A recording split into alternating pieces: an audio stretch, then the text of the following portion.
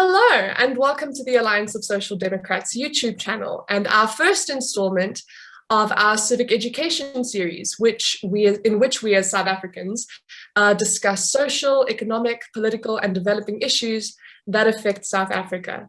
These discussions are aimed at making current affairs and civic education more accessible to us as citizens on the ground and offer a space in which we can just brainstorm solutions and encourage understanding of situations in South Africa and think of new ideas of how we can contribute to the prosperity of our country in a meaningful way, no matter how small or big. Today, we are planning to discuss urban development in South Africa, as well as its influence on the growth and development of the township economy, which is a matter that has been seen in the forefront of current events recently with the recent unrest that we've seen last week. My name is Zulian, and I'm joined by Jamira Machopa, my fellow colleague at ASD, and we are privileged to be joined today by Jodi Allermeier. Jodi is an independent urban development and city governance practitioner based in Cape Town, and her work has focused on helping urban development policymakers and practitioners and civic groups improve their strategies and plans and their systems on focusing and achieving better goals and resilient outcomes to the economic and social goals of the communities in these areas, in these municipalities and areas. So welcome, Jodi. Thank you so much for joining us today. Thank you. To start off, please tell us a little bit about your work and what you have done and what your interests are, and how urban development has a general impact on South Africa's economy and the way that we live our lives day to day in municipal areas. Great, thanks. So I'm Jodi Allermeier. I always joke and say that you only know I'm on the cusp of being a millennial age-wise, but you know that I am one from my career because I sort of started as a social worker. So very much sort of had my roots of my career on the ground working with gangs in the Cape Flats, and sort of zigzagged my way, not deliberately out of that, but by sort of a series of strange events into urban economic consulting, and then went into development finance, which is sort of the polar opposite of social work, and have spent the last sort of 15 odd years in both the private and NGO sector, working with a range of NGOs and public sector groups, working on everything from housing policy, transport policy, civic activist groups. I'm a co-founder of Open Streets, which is a movement to make streets more accessible to people. So yeah, quite a range of different projects that I've worked on. For this topic in particular, I've advised a lot of different groups on quite broad sort of economic policy at a regional and city level, but also have been involved in leading township economic development processes with community structures and community structure groups in communities like Delft, Umfeleni, and other parts of the city. So I think I bring a fairly unique sort of macro and micro perspective, if I can put it that way. Macro and micro perspective, thank you. Within these consultations that you've done and all of the work that you've done, especially considering that topic of financial policies, what would you say is the big influences that are considered when developing these kinds of policies at a community level? So I think it's important to sort of take a step back and understand. You're asking about township economic development specifically. Is that correct? Specifically, yeah. Yeah. Forgive me. Sorry. Yes. Yeah. So I think it's important to take a step back and sort of understand, why do we talk about township economic development in particular, and what is a township? So legally, a township is just it's a planning term for any spatial designated area, a suburb or an extension of an area. But in South African colloquial terms, which referred to generally low income Black area, so or an area where people of color live. So it's not a sort of a legally defined area, although I'll get to how it's there's a new bill out which suggests that we should start to legally define it, which is really interesting. But generally, it's places where people were moved during the Forced Areas Act. So dormitory areas, residential dormitory areas where people of color were forcibly moved and relocated during apartheid on the periphery of towns traditionally. So no economic activity deliberately, just dormitory areas. So there was a policy, to not have economic activity. It's important to understand. And then there are post-apartheid townships, which are areas where we created large RDP or BNG housing projects, and just by virtue of our housing policy and the way in which housing projects are financed, just delivered mass housing projects without consideration for economic land use or other economic activities to take place. And then in many instances, there's also informal settlements sort of existing adjacent to these areas. So that's what we talk about, when you talk about a township. And the reason logistically, sorry to interrupt you, but logistically, I find it interesting, just from what I've seen, because I obviously do not live in a township, but it is very interesting to know that there is a social definition that is currently out there for a township, as you've just said, which is low-income Black communities who live in townships.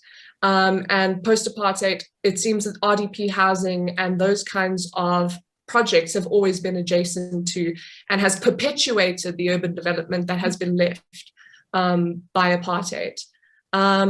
Would it be fair to say that the economies in those areas work differently as opposed to suburbs and CBDs and urban retail districts?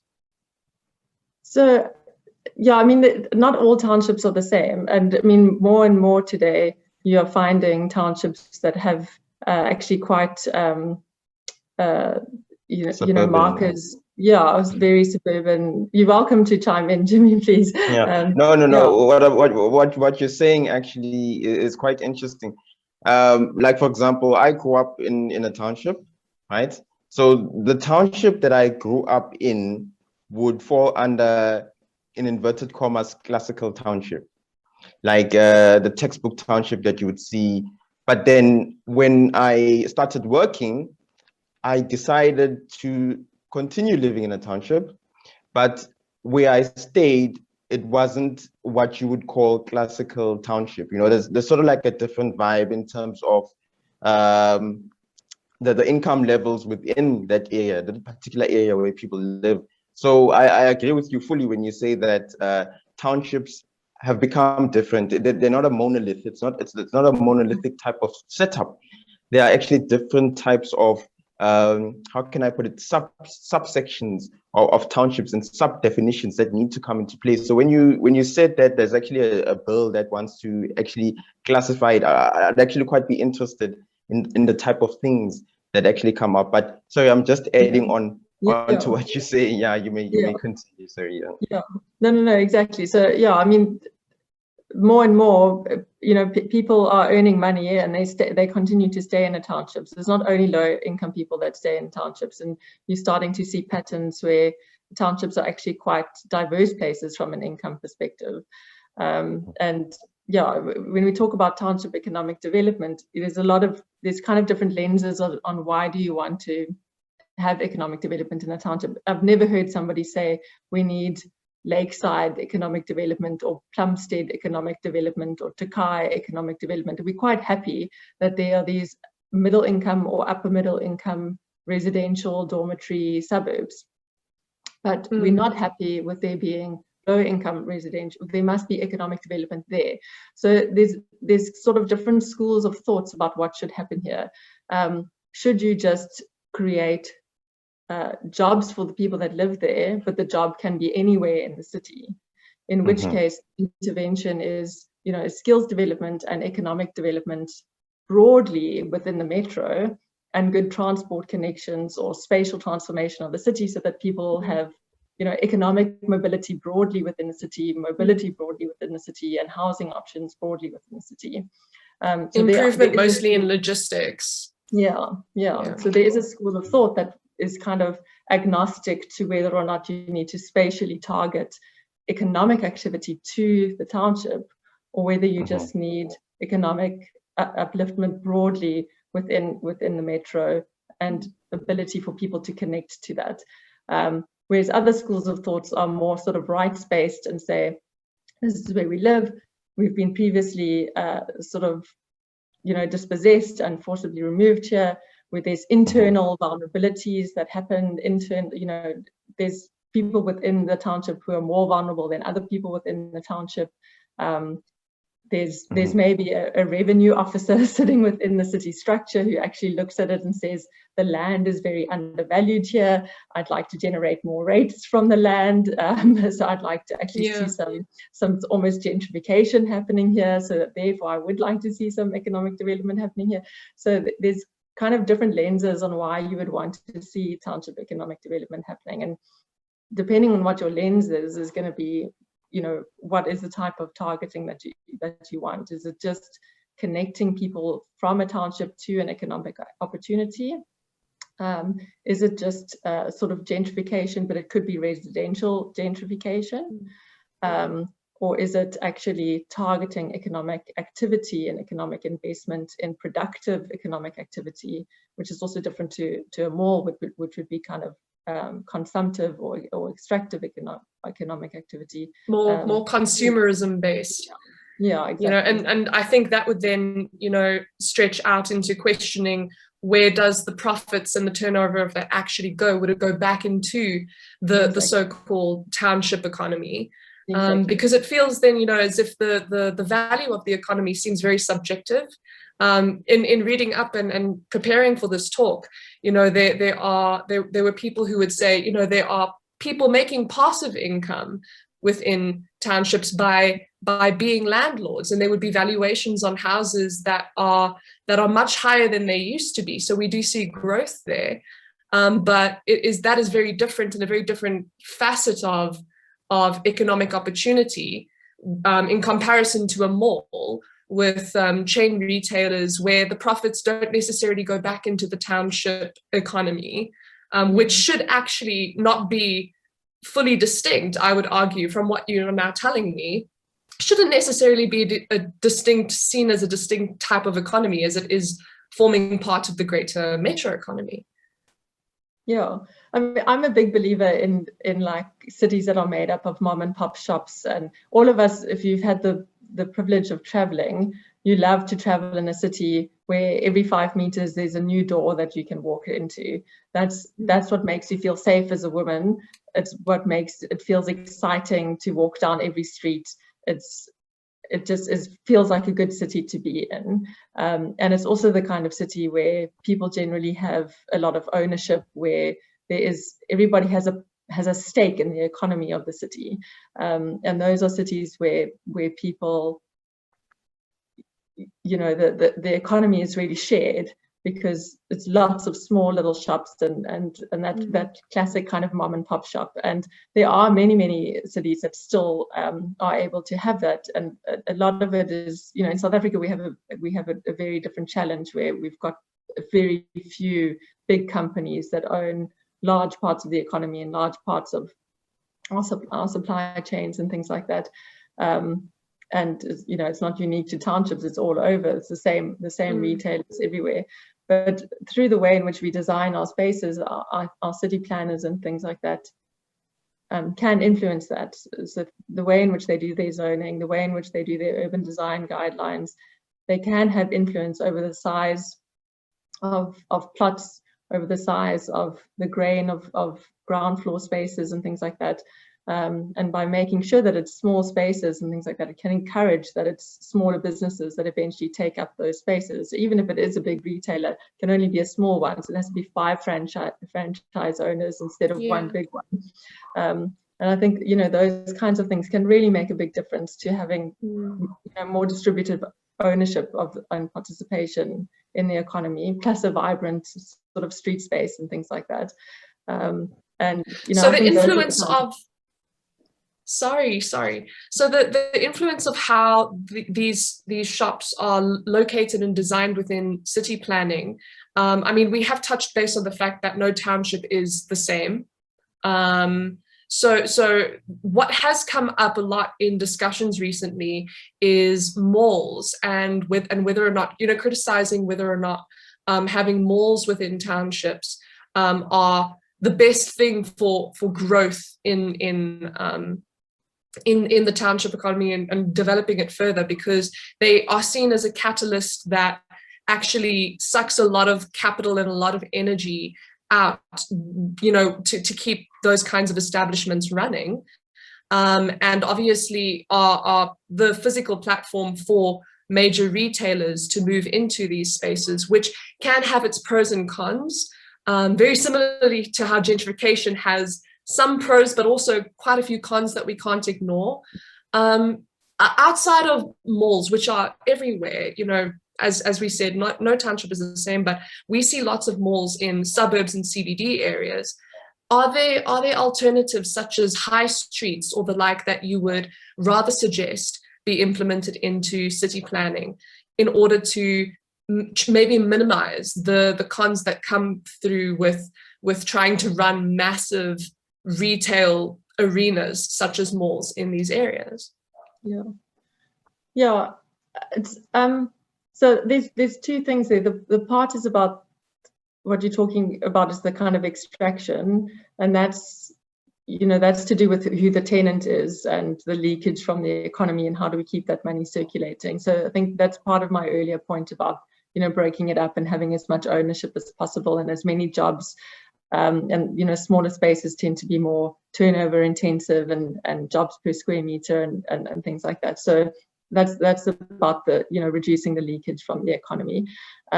Malls in the South African context are quite specific because of our safety issues.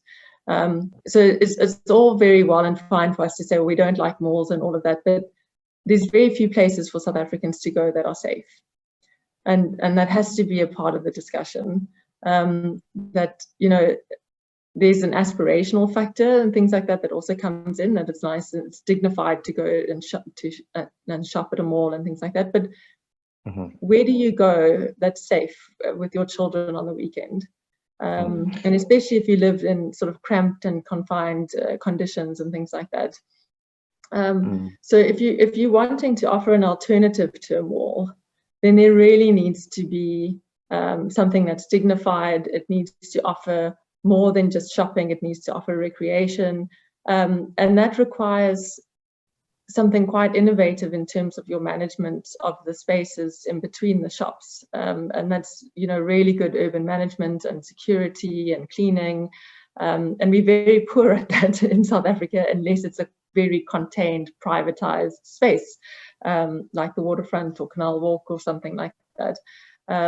So that's where I think community groups and city governments and things like that need to do a lot of work in terms of innovating to set up social enterprises and things like that to provide overcome the challenges of and there are some. I've seen some in Umfuleni in Cape Town. There's the city of Cape Town did a really nice investment in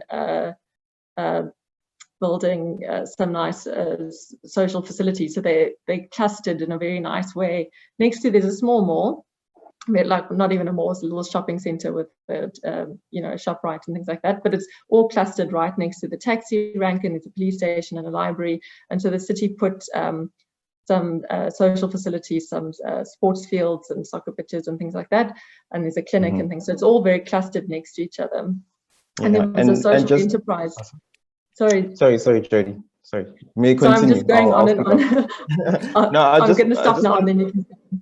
Okay, all right. No, I just wanted to say that malls, one of the other benefits of malls that I've noticed, for example, if you look at Jabulani Mall in Soweto, what it did was that the creation of that mall sort of like attracted other developers around that mall.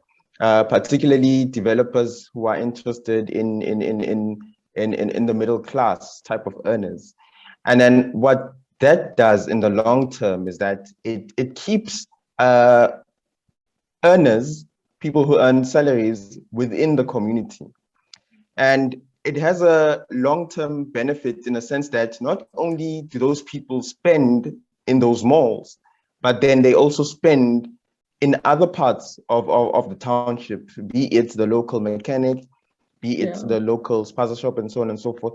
So it's also a nice way of keeping money sort of like circulating within an area. So there are other benefits that come from an establishment of a mall in the long term, in terms of sort of like the circulation of money around that area. So that's just one point that I just wanted to add. Yeah. No, it's very true, Jimmy, and especially if the space is created for those other uses.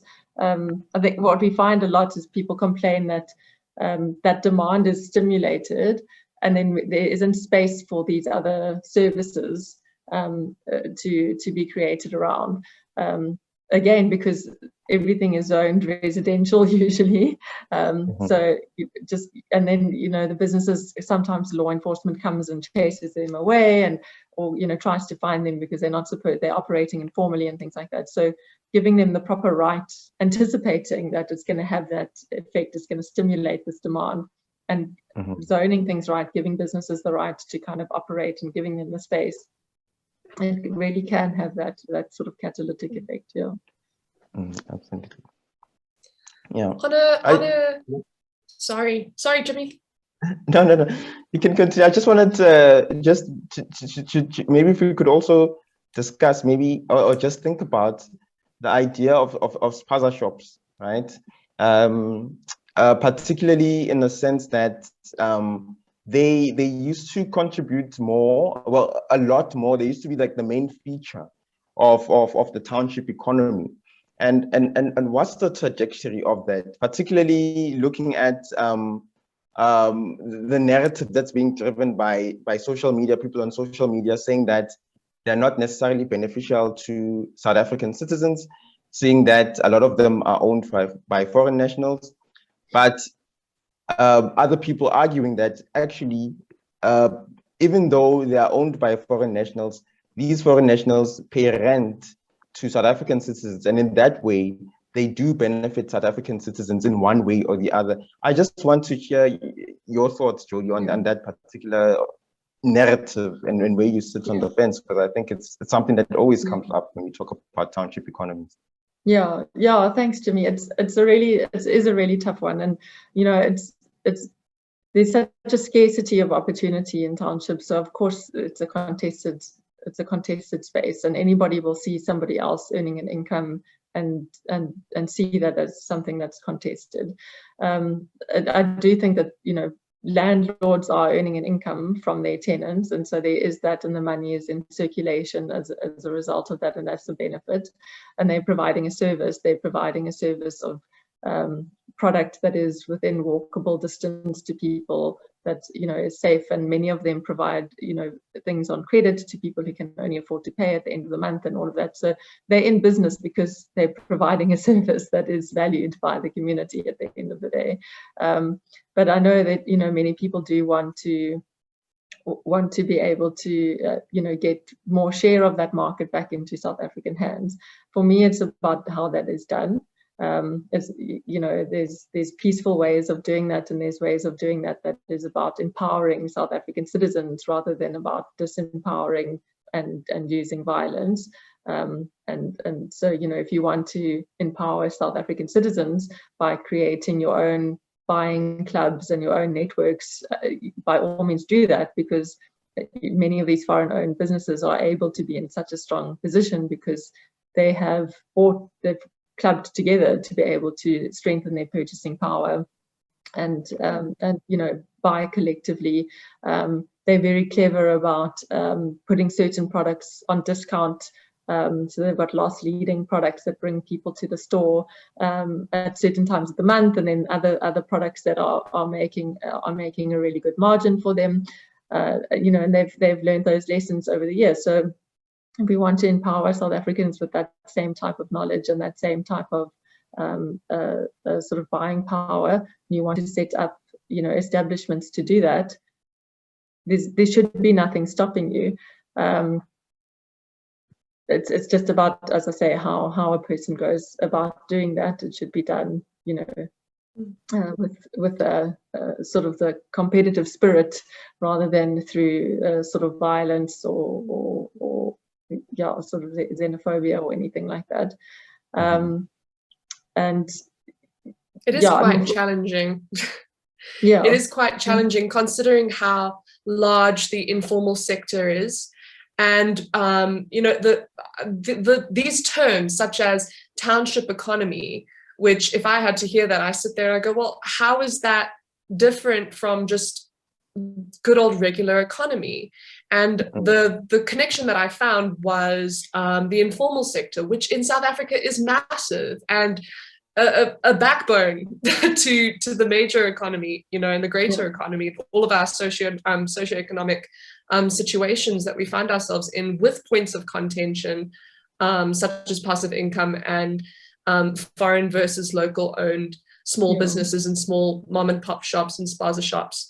And I feel that with that comes a lot of baggage that makes things quite difficult, and challenges become a lot more difficult to overcome for people working in the informal sector. For example, credit records are sparse and banks don't have comprehensive financial products to actually provide support to potential entrepreneurs who would like to open up SMEs in those areas. And I think it's easy. There are quite a few lovely initiatives. For example, Join Us for Tea, which I discovered on Twitter, they're an initiative in Soweto that helps and aids with pitches and helping people with the support to start entrepreneurial ventures by helping them with their pitches and how to go to interviews and how to have that admin in place in order to start those businesses. But is there any, like from your perspective, are there any alternative ways that we can obtain support or that we can provide support for entrepreneurial ventures in order to grow and develop the township economy without necessarily increasing? And this is, for example, where gentrification would come in. I could see that gentrification may further the inequality gap between township areas and suburban areas. And I don't see that as a positive. Are there ways that you would suggest that we could provide support without furthering that economic inequality gap that currently exists? Yeah, I mean, it's a tough one. There's, again, I think each township is so different that you really have to be. There's no set answer.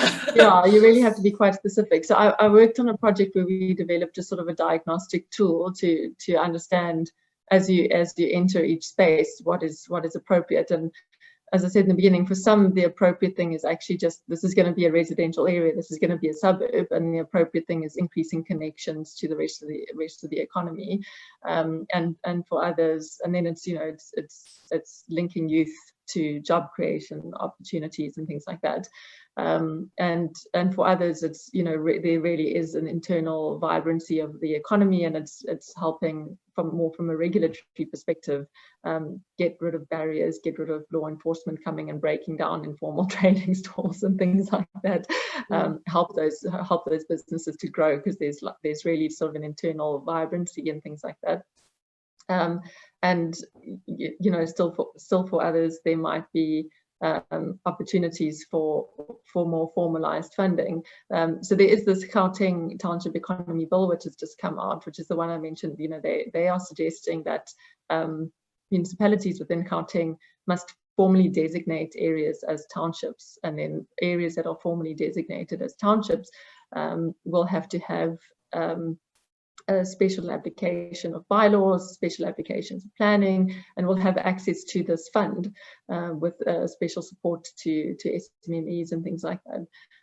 There's not a huge amount of detail in this bill around how this fund will be governed and what the application criteria will be, but it's very interesting that this is being set up.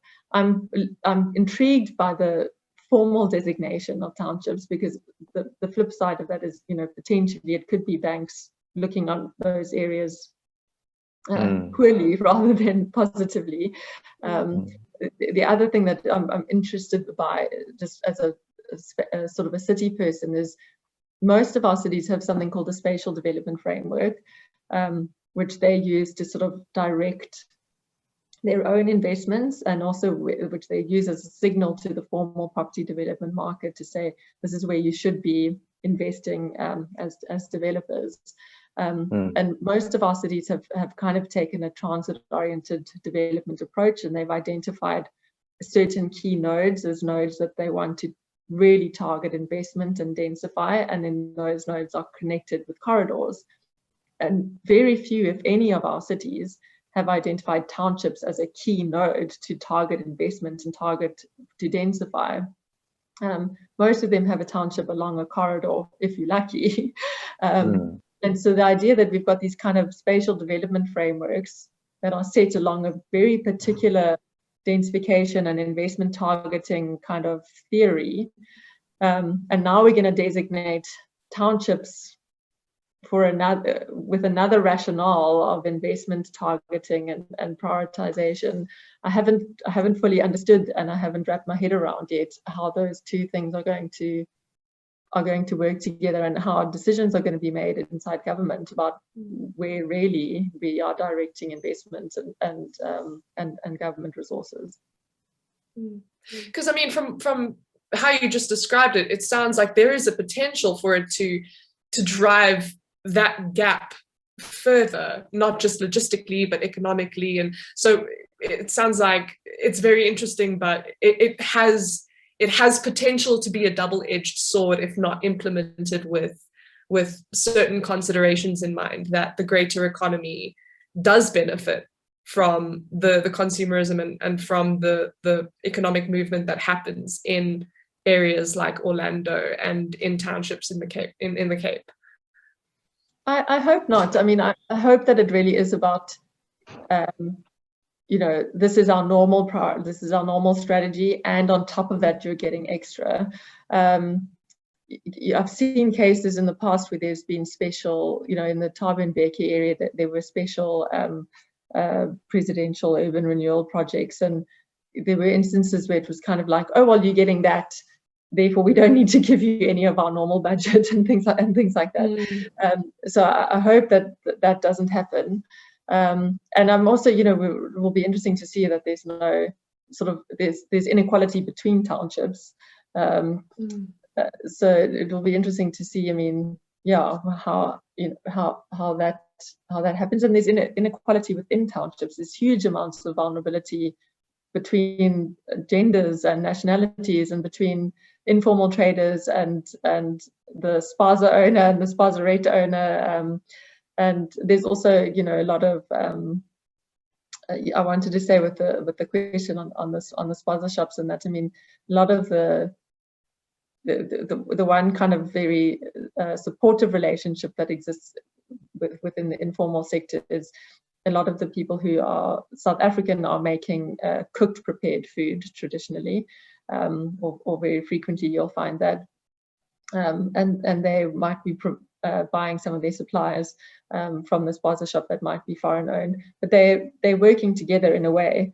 And I think a lot of these kind of policy approaches and things like that just need to understand those relationships and help to sort of build both of those businesses together, rather than try to say, well, the one we can't tolerate and the other one we can. So more to just define the supply chain, and how things are procured from mom and pop shops and the small family owned restaurants that you would find on the street corner, and how they get their supplies then from the spaza shops. And then there's contention and criticisms to the fact that a lot of spaza shops would be receiving their supplies from then outside from larger chain retailers.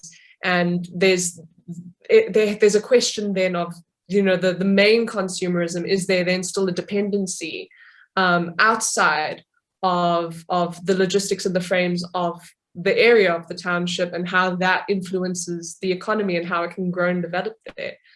So I think that's actually very interesting. If there is, so we have discussed, the potential of these new implementations in the bill, for example. And we've also discussed the importance of on-the-ground networks with communities.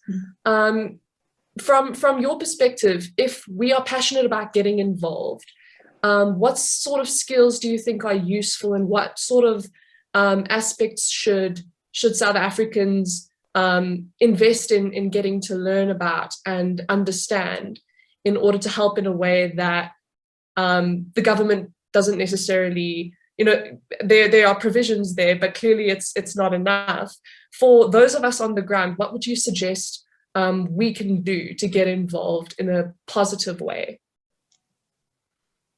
Gosh, I mean, I think it really depends on who you are, and it's very generalized. Yeah. I mean, I think it really depends on where you plugged in. I mean, if a kid from the township is knocking on your door at your ad agency and asking for an internship, open the door and let him have a flippant internship. If that's what you have to offer, that's what you must do. If you are a manager inside a big box retailer and you're horrified by the way in which we're describing you as kind of extractive and providing leakage and whatever, maybe what you can do is kind of provide support to a program that makes sure that every retailer inside a township has dedicated shelving space for products made inside that township, and is making sure that they are friendly to the informal traders outside their store and things like that. It depends on your kind of positioning inside this whole network and ecosystem. I think how you understand the system and your kind of power and leverage within it.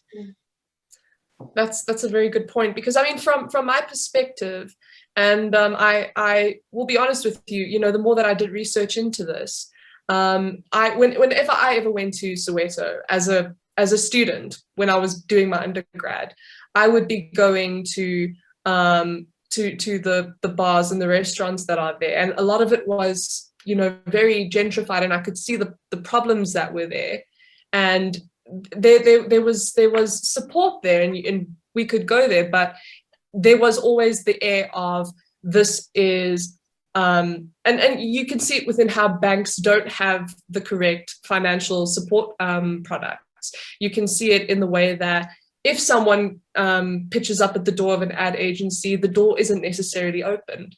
I feel that there are facets where we can socially change the perspective of what it means to actually contribute to township economies, because it is actually just an area that is different from the suburbs in which there's still economic activity taking place.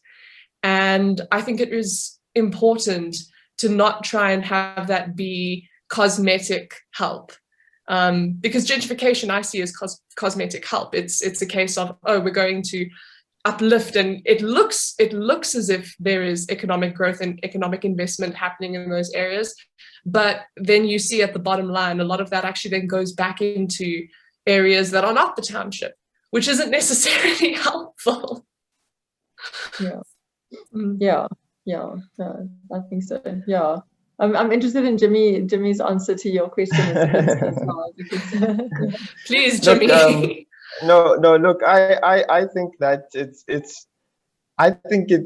good to have a bit of a mix within the township. I know some town planners, I'm sure Jodi might know more about this, believe in having a setup where you have mixed income earners living in one area. I know in Alexandra there's a whole plan of transforming that area, not just having low income workers, people living in a particular area, but having a mix. And it helps in a way of as I mentioned earlier, those who have are more likely to spend around themselves, you see, and by doing so, it somehow uplifts those who live around them. It could be small thing like walking down the street, you're coming from your middle class house and you're walking down to catch the bus, and on your way you buy the fat cakes from the low income earner who's your neighbor or who lives on the other side of the township. it helps in that way, and it also means that because of the buying power of middle and middle class people, because of their buying power, there's a sense that there's an opportunity for bigger businesses to find their place within those areas. It could be like a Tiger Wheel. It could be any other business, that offers services to people of that particular niche. And by doing so, it also creates employment opportunities for those who come from low-income households. So in my view, I don't support the notion of segregating, and classifying a township as a township. I believe in sort of like mixing people together and mixing people of different income levels together. And I think that by doing that in one way or the other, we are then able to solve a lot of our problems. Because even when you talk about service delivery issues, we know in South Africa that it's a known thing. It's not out there, but it's known that more established or more privileged areas seem to have a faster response time when it comes to service delivery, partly because they pay the rates and taxes, and also partly because they have the abilities to complain in one way or the other. So when you have an environment where you mix those people together, you mix the low income earners and the high income earners together, then everyone sort of like benefits in one way or the other from a service delivery perspective. I think there are a lot more gains of mixing people together and moving away from classifying townships as townships traditionally, Yeah.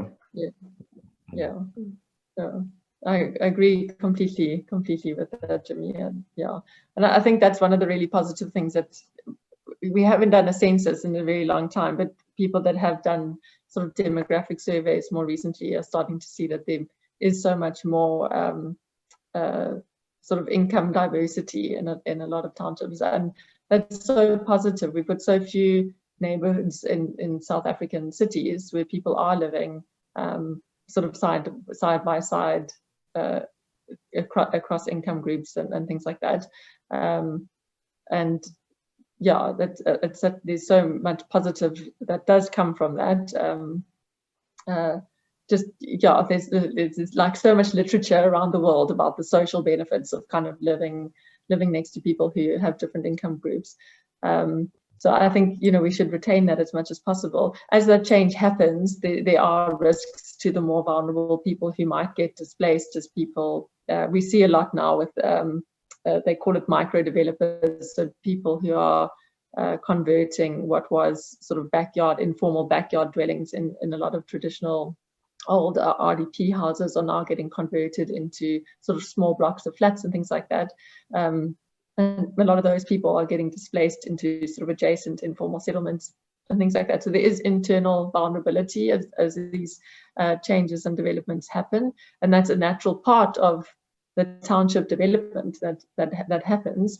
And I don't think we need to sort of stop township development from happening. We need to make sure that there's enough provision of the next place that person needs to move into. So Absolutely. The next housing ladder needs to be in place.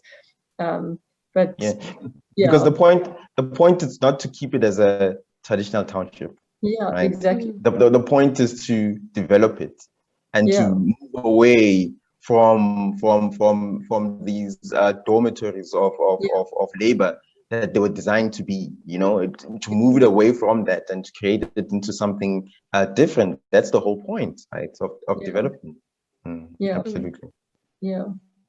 To dissolve that segregation that's been left for, I mean, it's been decades now. It's the age-old saying that always comes up. Oh, it's been 27 years. What has happened?